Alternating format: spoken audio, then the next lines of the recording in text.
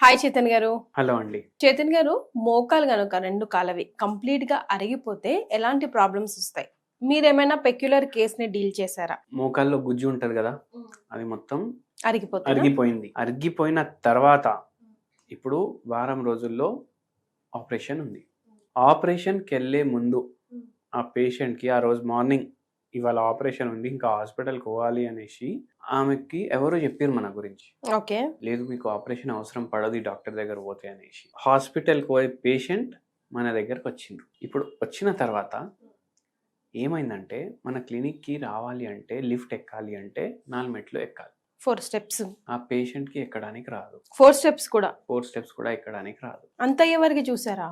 బరువు కూడా జర ఎక్కున్నారు. ఓన్లీ ఫ్లాట్ ఉంటే జర టక్ టక్ టక్ అని నడుస్తారు. మళ్ళీ ఏమైపోతుందంటే ఇప్పుడు ఆల్రెడీ అరిగిపోయింది కదా, ఇప్పుడు మోకాల్లో అంత బలం ఉండదు. అప్పుడు జర్ర నడవంగానే పడిపోతారు వాళ్ళు. కొందరికి అట్లా అయిపోతుంది. అంటే పట్టు ఉండదండి? కాదు చేతన్ గారు, ఇప్పుడు మనకి లైఫ్ అంటే చాలా ఇష్టం కదా అందరికి. రేపు సర్జరీకి వెళ్ళబోయే ముందు ఒక్కసారి హోమియోపతి ట్రై చేద్దాము అన్నంత రిస్క్ చేస్తారా? ఇప్పుడు వచ్చిరు కదా పేషెంట్, అవును. ఎందుకంటే వాళ్ళు ఏమనుకున్నారు, నేను చెప్పేబట్టి మళ్ళీ వాళ్ళు హాస్పిటల్కి వెళ్ళిపోదామని అనుకున్నారు. ఓకే, ఒక ఏమంటారు, ఒక ఒపీనియన్ లాగా తీసుకో. ఓకే, వచ్చారు. ఎందుకంటే పేషెంట్ ఏజ్ కూడా ఎక్కువ ఉంది. పేషెంట్ ఏజ్ కూడా 77 or 78 years ఉంది. ఆ పేషెంట్ కి ఏమనిపించింది, నేను ఎన్నిసార్లు ఆపరేషన్ చేసుకోవాలి? ఆల్రెడీ అంతకు ముందు కూడా అయిందా? వేరే ఆపరేషన్లు అయినాయి, ఎన్ని అని చేయించుకోవాలి? నేను ఒక 1 year ఉంటా జరా మంచిగా, అంటే ఏం పరేషానీ లేకుండా ఉంటాను. సర్జరీ బదులు హోమియోపతికి వెళ్తే ఎన్ని రోజులు బతుకుంటాను కానీ నాకు సర్జరీ వద్దని డిసైడ్ అయ్యి వచ్చింది ఆవిడ. అయితే మనం ఏం చేసినాము, మన దగ్గరకు వచ్చిండ్రు, ఆ 4 మెట్లు కూడా ఎక్కలేకపోయినరు. మనం చైర్ పంపిస్తే చైర్ మీద కూర్చొని వాళ్ళ ఇంటి వాళ్ళు మన క్లినిక్ వాళ్ళు లేపి ఆ 4 మెట్లు క్రాస్ చేయించారు. మళ్ళీ లిఫ్ట్లో ఫస్ట్ ఫ్లోర్కి వచ్చినాక మెల్లగా నడుచుకొని వచ్చిండ్రు. మనం ఒకటి అడిగినాం, స్ట్రెస్ ఏముంది? మీ ఫేవరెట్ క్వశ్చన్. నా ఫేవరెట్ క్వశ్చన్. ఎందుకంటే మనం స్ట్రెస్ అండ్ ఫిజికల్ సిమ్టమ్స్ రెండింటిని కంబైన్ చేసి మందులు ఇస్తాం. ఈ పేషెంట్కి ఏం స్ట్రెస్ ఉండే అంటే వాళ్ళ ఆయన పోయిర్రు. ఓకే. దాని తర్వాత ఒంటరితనం ఒక రేంజ్లో ఉండే, ఏముండదు మైండ్లో, కానీ కూర్చొని టీవీ చూసేటప్పుడు కూడా ఏడవడం. పోయి 2-3 ఏళ్ళు అయింది, కానీ దాని లోపల నుంచి ఇంకా బయటికి రాలేదు. టీవీ చూసేటప్పుడు ఏడవడం, మళ్ళీ సడన్గా ఎవరైనా మాట్లాడుతుంటే దాంట్లో ఇన్వాల్వ్ అవ్వడం, మళ్ళీ మాట్లాడేటప్పుడు ఇన్వాల్వ్ ఉన్నారు అని మర్చిపోయి ఏడవడం, డిప్రెషన్ కూడా ఉండే. ఇది మనం తీసుకున్నాం సిమ్టమ్స్. మోకాల సిమ్టమ్స్ తీసుకున్నాం, మోకాల్వి ఎంఆర్ఐ స్కాన్స్ చూసినాం. నేనేమన్నాను, సరే మీరు ఇప్పుడు హాస్పిటల్ పోదాం అనుకుంటున్నారు కదా, ఒక వారం తర్వాత పోండి, దేవుని దయ ఉంటే మీకు తగ్గాలి అనేసి అన్నాను. సరే అనేసి వారం తర్వాత చేపించుకుందాం అనేసి ఫిక్స్ అయిన రాళ్ళు. ఇన్ని రోజులు ఆగిన కదా, ఒక 7 రోజులు ఆగితే వారం రోజుల్లో ఆమెకి 30% నుంచి 50% వరకు మోకాలు జర ఫ్రీ అయినాయి మూమెంట్స్. దాని 1 week లోనే. హోమియోపతి చాలా స్లోగా పనిచేస్తుంది అనేసి అందరు అనుకుంటారు కదా, అట్లా ఉండదు. మనం ఫస్ట్ ఏమనుకుంటామంటే పేషెంట్ కి రిలీఫ్ ఇవ్వాలి, దాని తర్వాత ఉన్న ప్రాబ్లమ్ ని సెట్ చేయాలి. శాశ్వత పరిష్కారం ఎందుకంటాం? ఎందుకంటే మన గోళీలు లైఫ్ టైం వాడే అవసరం పడదు, ఆ ప్రాబ్లం ఉన్నప్పుడు వరకే వాడాలి. అండ్ మెయిన్ ఇంపార్టెంట్ ఏంటంటే మన మందులు క్యూర్ చేస్తున్నాయని కాదు, మనం మందులు ఇచ్చినాక మన బాడీలో ఏ ప్రాబ్లం ఎక్కడెక్కడ ఉంది కదా, అది ఆటోమేటికలీ బాడీనే సెట్ చేసుకుంటుంది. బాడీ క్యూర్స్ ఇట్ సెల్ఫ్ అంటాం మనం. దానికి ఒక స్టిమ్యులస్ కావాలి. అందుకే మనం మెడిసిన్స్ కూడా చాలా డైల్యూటెడ్ ఫామ్లో ఉంటాయి. అయితే మనం మెడిసిన్స్ ఇచ్చినాము, మూమెంట్స్ ఫ్రీ అయినాయి, నొప్పి తగ్గింది, ఆపరేషన్ డిలే చేయడం స్టార్ట్ చేసాం. ఓకే. మళ్ళీ ఒక 3 నెలల్లో నొప్పి చాలా వరకు తగ్గిపోయింది, కొద్దిగా నడవడం, వెయిట్ కూడా జర తగ్గింది, మళ్ళీ వాళ్ళ పని వాళ్ళు చేసుకోవడం అట్లా స్టార్ట్ అయింది. ఇప్పుడు 77-78 years ఉంది. ఇప్పుడు ఇదే పేషెంట్కి ఒక 40 ఏళ్ళు 50 ఏళ్ళు ఉందంటే గుజ్జు మళ్ళీ మొత్తం రిపేర్ కూడా అవుతుంది త్రూ హోమియోపతి. కానీ 50 ఏళ్ళు కాకుండా 77 years ఉంది, డిస్ట్రక్టివ్ ఏజ్ అది.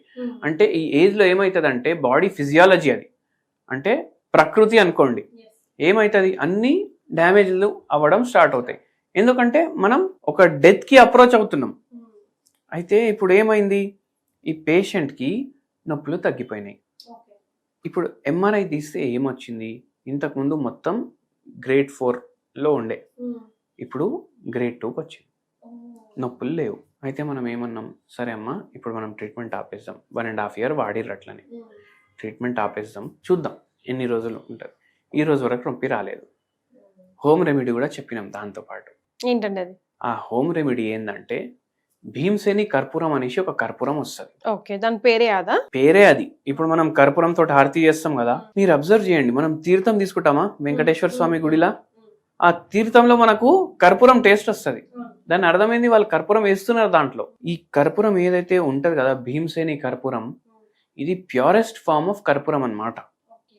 ఇది మంట పెడితే దీనికి, ఇప్పుడు మన ఇంట్లో మనం పక్క కిరాణా షాప్ నుంచి కర్పూరం పట్టుకొని వస్తే మంట పెడితే మొత్తం నల్ల పొగలు వస్తాయి దాంట్లోకి వెళ్ళి, దీంట్లో ఆ నల్ల పొగలు రావు, ఓన్లీ జ్యోతి వస్తుంది. ఓకే. అండ్ దీంట్లో అంత స్ట్రాంగ్ స్మెల్ కూడా ఉండదు, ఎందుకంటే ఇది purest form, plant derive purest form. ఇది డైలీ 1 pinch పౌడర్ లాగా చేసుకొని 1 pinch మీరు వాటర్లో యాడ్ చేసుకోండి. వాటర్లో యాడ్ చేసుకొని దీంట్లో కొద్దిగా మీరు మిరియాల పౌడర్, అది కూడా ఒక చుక్క వేయండి, ఓకే, చిటికెడు, ఒక కప్లో మిక్స్ చేసుకోండి. Daily morning, daily afternoon, daily night ఇది కన్జ్యూమ్ చేయండి. ఏమవుతుంది దాంతో? దీంతో ఏమవుతుందంటే ఏదైతే మనకు నొప్పి ఉంటుంది కదా, దీంట్లో ఎనర్జెసిక్ ప్రాపర్టీస్ చాలా ఎక్కువ ఉంటాయి. అండ్ ఎనర్జెసిక్ ప్రాపర్టీస్ ఉండడం వల్ల వీళ్ళకు నొప్పి కొద్దిగా రిలీఫ్ అవుతుంది. ఓకే. రిలీఫ్ అయిన తర్వాత ఏమవుతుంది, మనకు మెల్లమెల్లగా మన హోమియోపతి మందు ఆ కార్టిలేజ్ని రిపేర్ చేయడానికి కూడా హెల్ప్ చేస్తుంటుంది అదే సైమల్టేనియస్లీ. మళ్ళీ దాని తర్వాత ఏమవుతుంది, ఇప్పుడు ముసలోళ్ళు ఏమవుతుంది, అబ్జార్ప్షన్ సరిగా ఉండదు వాళ్ళ శరీరం. ఇప్పుడు కాల్షియం టాబ్లెట్ వేసుకుంటే కూడా అబ్జార్ప్షన్ అవ్వదు, కాల్షియం రిచ్ ఫుడ్స్ తింటే కూడా అబ్జార్ప్షన్ ఉండదు. అయితే దీంట్లో మనం మినరల్ వేసినాం కదా, దీంట్లో యాంటీ ఆక్సిడెంట్ ప్రాపర్టీస్ ఉంటాయి. ఆ యాంటీ ఆక్సిడెంట్ ప్రాపర్టీస్ వల్ల ఫ్రీ రాడికల్స్ బాడీలో తగ్గుతాయి. అండ్ ఏదైతే మనం తింటాం కదా ఆహారము, అది కరెక్ట్గా దాంట్లో ఉన్న న్యూట్రిషన్స్ అన్నీ అబ్జార్బ్ చేయడానికి కూడా హెల్ప్ అవుతుంది అనమాట. అయితే అందుకే ఇది అట్లా హెల్ప్ చేసింది. హోమియోపతి మెడిసిన్స్ కూడా ఇచ్చినాము. అయితే దేవుని దయతోటి మంచి రిలీఫ్ ఉండే, చాలా వరకు తగ్గిపోయింది. మనం మెడిసిన్స్ కూడా ఆపేసినాం, ఈ రోజు వరకు నొప్పి కూడా లేదు. మళ్ళీ ఇంకోటి ఏమంటా అంటే ఈ హోమ్ రెమెడీ చెప్పినాం కదా, ఇప్పుడు వేరే వాళ్ళు ఎవరైనా ట్రై చేస్తున్నారు అనుకోండి, దాంట్లో మీరు ఒక హోమియోపతి మెడిసిన్ కూడా యాడ్ చేసుకోవచ్చు. అది ఏంటంటే కెల్కేరియా ఫ్లోర్. కెల్కేరియా ఫ్లోర్ 0/9 పొటెన్సీ 5 pills దాంట్లో యాడ్ చేసుకోవాలి. మిక్స్ చేస్తారు కదా, ఈ పిల్స్ కూడా డిజాల్వ్ అయిపోతాయి దాంట్లో. అదే మీరు డైలీ కన్జ్యూమ్ చేయండి. ఓకే, చాలా మంచిగా ఉంటుంది. కానీ before and after homeopathy pills 1/2 hour వరకు ఏం తినొద్దు అంటారు. చూడండి మేడం, 1/2 hour వరకు ఏం తినొద్దు అనేసి మనం చాలా మంది ఇండియన్ డాక్టర్స్ ఎవరైతే ఉంటారో వాళ్ళు చెప్తారు. కానీ ఇట్లా హోమియోపతి మెడిసిన్స్, ఇప్పుడు నేను ఇన్ని వీడియోస్ తీస్తాం కదా మనం, ఇట్లా నేను ఏమైనా హోమ్ రెమెడీ చెప్తే వాళ్ళు కిందికి వచ్చి కమెంట్స్ కూడా రాస్తారు వేరే వాళ్ళు, వాళ్ళకి ఐడియా ఉండదు కదా మన డాక్టర్ గారు ఇంత గ్యాప్ ఇవ్వమన్నారు అనేసి. కానీ అట్లా వేసి తీసుకోవడం వల్ల నేను అబ్జర్వ్ చేసిన, నేనే కాదు వేరే వేరే కంట్రీస్లో డాక్టర్లే అబ్జర్వ్ చేసిండ్రు, ఏంది ఇట్లా ఎన్హాన్స్ అవుతుంది, దాని ప్రాపర్టీలు ఎన్హాన్స్ అవుతాయి. అయితే అట్లా వాడచ్చు, ఏం ప్రాబ్లం రాదు. సో హోప్ ఫ్రమ్ హోప్లెస్ తన స్టోరీ తీసుకుంటే అట్లాగే అయింది కదా. హోప్ ఫర్ ది హోప్లెస్ అనేసి మీరు అంటున్నారు కదా, నేను ఇదే కాన్సెప్ట్ తోటి చాలా మందికి, అంటే అసలు ఇప్పుడు ట్రీట్మెంటే లేదు బై మీ రోగానికి అనేసి చెప్పేస్తారు కదా డాక్టర్లు, అటువంటి పేషెంట్లు వస్తారు మన దగ్గర. MND కేసులు కూడా వస్తారు, మోటార్ న్యూరాన్ డిజార్డర్. అంటే ఇప్పుడు నడవడం అంటే కాళ్ళు కూడా పెట్టనీకి రాదు వాళ్ళకు, ఎందుకంటే నరాలు మొత్తం డ్యామేజ్ అయిపోయినాయి. ఒక పేషెంట్కి ఏం ప్రాబ్లం ఉండే అంటే బొక్కలు ఉంటాయి కదా, కూసుటే ఫ్రాక్చర్లు అవుతాయి, పడుకుంటే ఫ్రాక్చర్లు అవుతాయి. అంత అది ఆటోఇమ్యూన్ ప్రాబ్లం అనుకోండి, జెనెటిక్గా వంశపరంగా వచ్చింది ఆ పేషెంట్. అటువంటి పేషెంట్లు. మళ్ళీ దాని తర్వాత డౌన్ సిండ్రోమ్ అనేసి ఒక ఉంటుంది, ఆ పేషెంట్లు. ఆటిజం అంటారు, పిల్లల్లో ఉంటుంది. వాళ్ళందరికీ హోప్ ఫర్ ది హోప్లెస్ అంటే వీళ్ళకి ట్రీట్మెంట్ లేదు వేరే దాంట్లో.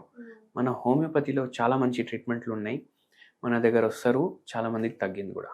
ఎప్పుడు కూడా చిన్నపాటి హోప్ కూడా వదిలేయద్దు. మీకు అలా అనిపిస్తే కనుక డాక్టర్ చైతన్య సంప్రదించండి. Thank you so much.